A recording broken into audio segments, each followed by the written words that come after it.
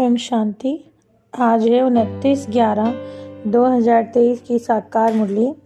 ओम शांति। बाप दादा, मीठे बच्चे अपनी बुद्धि और विचारों को इतना शुद्ध स्वच्छ बनाओ जो श्रीमत को यथार्थ रीति धारण कर बाप का नाम बाला कर सको। प्रश्न है, बच्चों की कौन सी अवस्था बाप का शो करेगी? जब बच्चों की निरंतर हर्षित मुख अचल अडोल स्थिर और मस्त अवस्था बने तब बाप का शो कर सकें। और ऐसी एक रस अवस्था वाले होशियार बच्चे ही यथार्थ रीति सबको बाप का परिचय दे सकते हैं। गीत है मरना तेरी गली में। ओम शांति। बच्चों ने गीत सुना। कहते हैं आए तेरे दर पर जीते जी मरने के लिए। किसके दर पर? फिर वही बात आ जाती है कि गीता का भगवान कौन? अगर श्री कृष्ण कहें तो श्री कृष्ण यहाँ नहीं हो सकते, वो सतयुग के प्रिंस हैं। गीता श्री कृष्ण ने सुनाई भले परंतु परमपिता ने उनके द्वारा। सारा मदार एक बात पर है। भक्ति में भी तुम इतनी मेहनत करते थे, परंतु यहाँ तो एक सेकंड की बात है। कहते हैं ना जीवन मुक्ति मिली, तो एक ही बात को सिद्ध करने के लिए बाप को कितनी मेहनत करनी पड़ती है, नॉलेज देनी पड़ती है। परमपिता परमात्मा ने ही आकर देवी देवता धर्म की स्थापना करी, राजयोग और ज्ञान सिखलाया जो अब लोप है। श्री कृष्ण कभी गीता सुनाएगा, ये बात तुम अच्छी रीति सिद्ध करके दिखा सकते हो कि श्री कृष्ण ने ही परमपिता परमात्मा ज्ञान सागर ने गीता सुनाई, क्योंकि उन्होंने तो खुद राज्य भाग्य बाबा से पाया है। पतित पावन एक बाप ही है, सबको सिद्ध करके बताना है। वैसे तो नंबर 1 गीता ही है। अब भगवत गीता को कहा जाता है माता। अब बाप ही माता को भी अडॉप्ट करते हैं। ऐसे नहीं कह सकते कि क्राइस्ट ने बाइबल को अडॉप्ट किया। क्राइस्ट ने जो शिक्षा दी फिर वो बाइबल बनाकर पढ़ाई जाती है। अब गीता की शिक्षा किसने दी है ये किसी को पता नहीं। अब ये सिद्ध करना है। अब बच्चे जब श्रीमत पर नहीं चलते तो धारणा भी नहीं हो सकती। तो बाबा कहते हैं अपने को ज्ञानी भी मत समझो, पहले तो मुख्य बात है ये सिद्ध करके बताओ गीता का भगवान कौन। मनुष्य तो सर्वव्यापी कह देते हैं, लेकिन हम जानते हैं, हम बच्चे जानते हैं, वो जो उनके मन में आता है बिगर अर्थ कह देते हैं। लेकिन समझाने के लिए बाबा ने गीता का सबसे अच्छा वो दिखाया है कि अब सम्मेलन तो होंगे, क्योंकि सभी अगर शांति स्थापन करना चाहते हैं तो पहले वो किसको बुलाते हैं? पतित पावन बाप को। गाया भी तो जाता है पतित पावन सीताराम। अब वो राम कौन है ये बच्चे नहीं जानते, इसलिए सिद्ध करके दिखाना चाहिए कि परमपिता परमात्मा ने ही गीता का ज्ञान दिया और राजयोग सिखलाया, जिसको सीखकर श्री कृष्ण भी फर्स्ट प्रिंस ऑफ सतयुग बनते हैं। तो सबसे पहले हमें ये बात समझानी है। अब उनको भी जैसे कहते हैं क्राइस्ट को कि बाइबल मतलब उन्होंने वो करी, लेकिन उनको ये नहीं कह सकते कि वो उसके माई बाप हैं।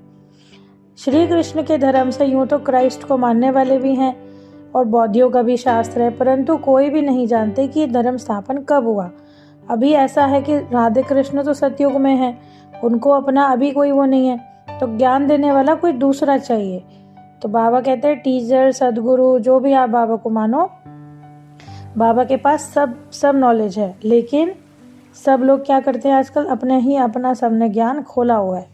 तो जब तप वेद शास्त्र आदि के अध्ययन से बाबा नहीं आकर मिलते, सृष्टि के सदगति दाता है ना वो, तो वो जब आते हैं तब एकदम सृष्टि पलटने वाली होती है, बदलने वाली होती है। अगर बाबा सतयुग में आए होते तो फिर आगे कलाएं कम क्यों होती चली गई? अब कलाएं बढ़नी है ना, तो इसलिए बाबा संगम युग पर आए हैं। और जो चित्र पहले के माफिक बनवाए थे अब फिर बनवा रहे हैं। जैसे कहते हैं ना 3 धर्मों की टांग पर सृष्टि खड़ी है, इसीलिए अभी क्या होता है देवी देवता धर्म अभी नहीं है, इसीलिए कुछ ताकत भी नहीं है, लड़ाई झड़ाई निधन हो पड़े हैं सब। बाबा कहते हैं अभी सब पूरी दुनिया कलयुगी है, लेकिन श्री कृष्ण तो साकार है और परमपिता निराकार है। तो फिर हमें ये सिद्ध करके बताना है कि अंधों की लाठी कौन है? बाबा है ना। लक्ष्मी नारायण के चित्र में भी दिखाते हैं कि फिर वो सबसे पहले बच्चा है, फिर वो, लेकिन बाबा कहते हैं वो कैसे हुआ, कैसे ब्रह्मा का दिन होता है, कैसे ब्रह्मा की रात होती है, इसको समझाने के लिए बड़े विशाल बुद्धि चाहिए। तो हम उनके जो भी कोई पूछे तो हम उनका आंसर दे कि श्री कृष्ण के अंतिम जन्म में परमात्मा ने उन्हें अपना रथ बनाकर बुद्धि दी। तो बाबा कहते हैं पहले टीचर खुद समझें, फिर वो औरों को समझा सकते हैं कि श्री कृष्ण की बजाय गीता का भगवान कौन है। और इसी भूल के कारण भारत आज कौड़ी मिसल बना। अब जो माताओं पर बाबा ने कलश रखा है, वैसे तो अन्य लोग कहते हैं कि देखो माता नरक का द्वार है। हमने पहले के शास्त्रों में पढ़ा ना कि नारी ताड़न के अधिकारी, ये सब हमने सुना है कि भाई ये जो है नारी नरक का द्वार है। परंतु बाबा ने कलश माताओं पर रखा। माताएं स्वर्ग का द्वार बनाती हैं और तुम सब निंदा कर रहे हो। तो बोलने वाले बड़े होशियार चाहिए। गृहस्थियों के लिए भी बहुत पॉइंट्स है। बाबा का शो करना है और इसलिए हमें हर्षित मुख अचल स्थिर अवस्था में रहना है, क्योंकि बाबा कहते हैं तुम सब हो ब्रह्मा कुमार कुमारियां, और कुमारियों की महिमा तो सबसे जास्ती है। सबसे मुख्य कुमारी ये मम्मा है। तो चंद्रमा के आगे फिर अच्छा स्टार भी तो चाहिए। ज्ञान सूर्य तो बाप है, लेकिन गुप्त मम्मा अलग है। और इस बात को तुम समझा सकते हो कि यहाँ माता पिता कंबाइंड हैं। दुनिया नहीं जानती, श्री कृष्ण यहाँ नहीं हो सकता। तो ये सब महिमा बाबा की है और हमें ये सिद्ध करके बतलाना है, और चित्रों आदि से भी हम औरों को समझा सकते हैं। बाबा कहते हैं मीठे मीठे सिक्के लदे बच्चों प्रति माता पिता बाप दादा का याद प्यार। रूहानी बाप की रूहानी बच्चों को नमस्ते। हम रूहानी बच्चों की रूहानी बाप दादा को याद प्यार, गुड मॉर्निंग और नमस्ते नमस्ते। शुक्रिया बाबा, शुक्रिया। धारणा के लिए मुख्य सार है, अपनी अवस्था बड़ी मस्त अचल अडोल बनानी है। सदा हर्षित मुक्त रहना है। ज्ञान के शुद्ध नशे में रहकर बाप का शो करना है। गीता के भगवान को सिद्ध करके बाप की सच्ची पहचान देनी है। बाबा ने हमें क्या काम दिए? एक तो खुद भी हमेशा हर्षित मुक्त रहो और अन्यों को भी बनाओ, और ज्ञान के नशे में खुद भी रहो, औरों को भी ये नशा चढ़ाओ और सिद्ध करके बताओ।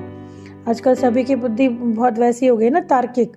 तो बाबा ने कहा सब सिद्ध करके बताना है। वरदान है स्मृति स्वरूप बन विस्मृतियों को स्मृति दिलाने वाले सच्चे सेवाधारी भव।